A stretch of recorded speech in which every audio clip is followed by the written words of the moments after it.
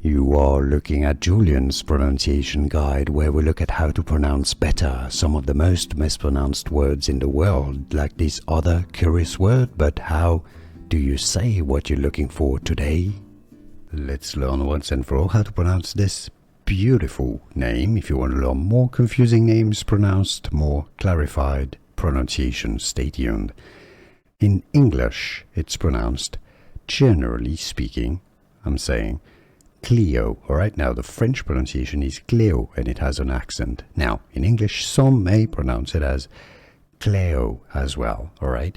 But it's usually, in English, pronounced Cleo, probably named after Cleopatra. What do you think? How do you pronounce it? Where are you from? It's important. Let us know in the comments so we can learn from you. Cleo or Cleo? Let us know. Here are more videos on how to pronounce more confusing words and names too many mispronounced. Like this video if you found it useful. I appreciate your support. I'll see you soon and thanks for watching.